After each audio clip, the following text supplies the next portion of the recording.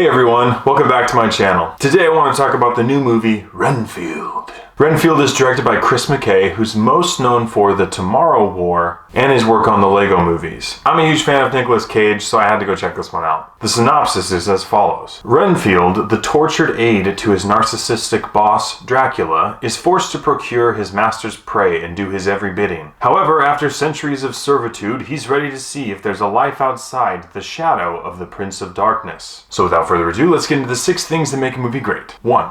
The plot. The plot of this movie is extremely simple. It really is just about Renfield realizing that he wants more out of life than just being a servant to Dracula. He wants to be a good person. He wants to save people. But up until this point, his version of that has been, I only kill bad people and bring them to Dracula for him to drink their blood. But now he's wanting to go on the straight and narrow. And that's it.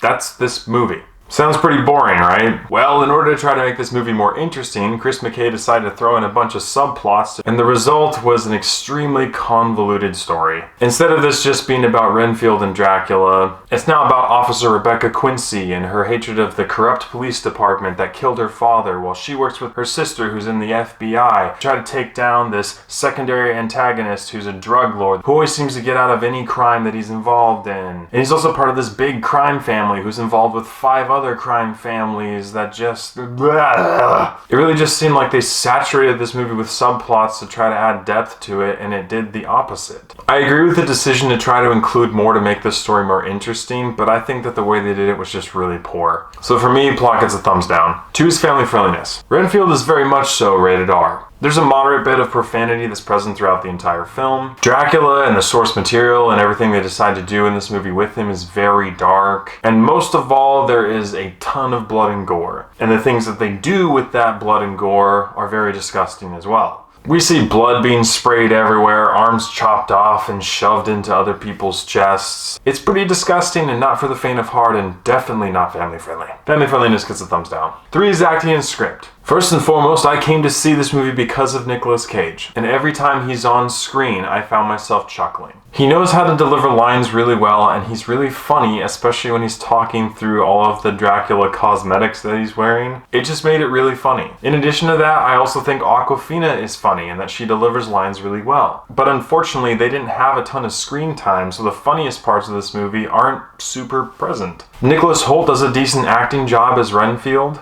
And at first I liked Ben Schwartz as Teddy Lobo, but as the film progressed, I liked him less and less. But even with the good performances from Nicolas Cage and Awkwafina, none of that really had to do with the script. The lines that they were saying themselves weren't very funny objectively. It's just the way that they delivered them that made them funny. And for me, that shows the talent of the actor or the actress, not the scriptwriter. Renfield's character also had this internal dialogue / narration that was literally the exact same thing as Warm Bodies, which is another movie that Nicholas Hoult is in. And I just think that that was way more effective in that movie than it was in this one. Per the commercials, I definitely thought that the whole therapy group that talks about codependency and trying to get out of it was just going to be one funny scene that this movie had to offer. But no, it was actually a huge part of the movie, and we kept finding ourselves back at the therapy group, and it was actually at the core of the whole film. They even try to add this awkwardly half-baked subtone of breaking free from your codependency and this really cheesy moment in a fight scene near the end of the movie. And whether they were trying to be funny or not, it just did not land for me. I really wish this movie was funnier than it was, or at least would have given more screen time to the good actors who made this film funny. So for me, acting and script get a 50-50. 4 is character development. The main protagonist of this movie is obviously Renfield, but they really kind of gave a half-hearted attempt at developing his character. They make mention of a wife and a kid that he had way back in the day before Dracula found him, but we never see them except for in a picture, and we have no sense of connection that's developed between that. That in turn makes us not really care. And again, while they show us there's some sort of weird, twisted relationship with Renfield and Detective Quincy, and you see it on screen, you just don't really feel it. And because of how short this movie is, there's no time for that relationship to really develop into anything that we care about. And I think one of the main contributors of there being a huge lack of character development is all of the blasted subplots that make this movie so messy. In my mind, the most important relationship this movie had to offer was the dynamic between Renfield and Count Dracula, but that relationship was extremely shallow as well. The most important relationships didn't get enough screen time, and the end result was us not really caring about anybody. So for me, character development gets a thumbs down. 5 is visuals and CGI. For me, the most entertaining part of this movie, besides Nicolas Cage himself, was a couple of the fight scenes that happened in the film. Watching Renfield tear through a bunch of heavily armed criminals was really satisfying and entertaining, despite the fact that he was practically swimming in an ocean of blood. Other than that, the CG was decent, the cosmetics were good, and they actually added to some of the humor in the movie. So for me, visuals and CGI get a thumbs up. And 6 is rewatchability. Renfield is only an hour and a half long, but there were multiple times throughout the film that I was like, there ain't no way this movie has not already passed 2 hours. The movie felt way longer than it actually was. And I think it's because you were trying to find value in one of these subplots that was going on, and you just didn't find any.